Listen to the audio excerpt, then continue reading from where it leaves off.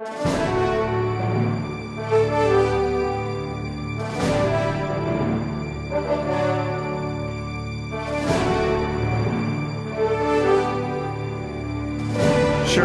Mark Archer. Okay. And you were telling me a little bit about your son's a catcher.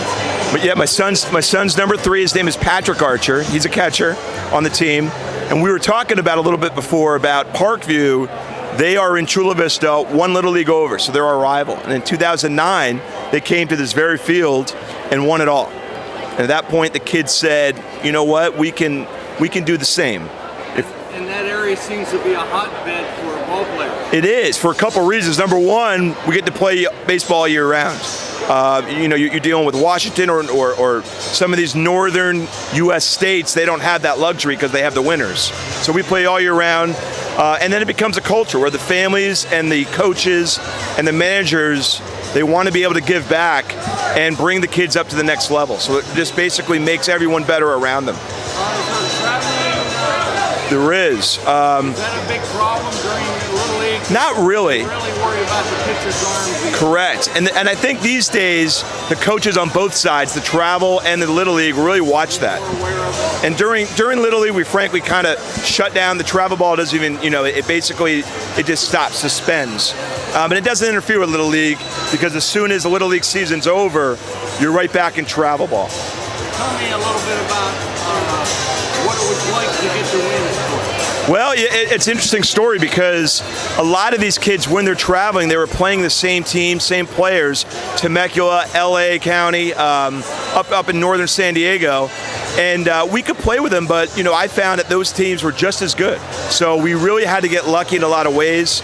What I saw was a lot of the players started to gel, come together, and everyone contributed and did their part. I think for me, the biggest challenge so far, obviously San Bernardino was tough, but when they beat Sherman Oaks, from my perspective, I said, you know what, we have a shot here. That was the defending champion, and we went after him, and we came out ahead. What was your impressions when you first got here? Wow, unbelievable. We came in from, I guess the north side, get through the gate, we watched our son and some of the players we happened to, it was perfect timing that they were just doing their batting practice. So I thought, I saw the other field and was amazed, and then someone told me, you know what, that's not the featured stadium, you got to go up one over. So I walked into here, I literally had tears in my eyes. And I think a lot of people say that, and it's for many different reasons, but for me, it's my son and these kids for 3 years have been working for this. And I think that's a good testament that as adults, you look at it and say, look, if you have a dream, work hard, never give up. Never give up. We love to see Little League every year, the parents that come through here. The teams are mostly nice. There's been some parents of teams that feel a little cocky. Sure.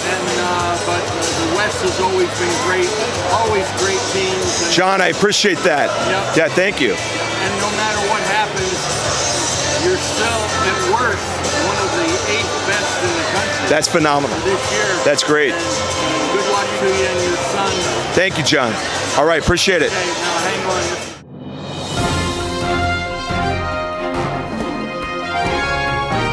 A production of LittleLeagueNow.org.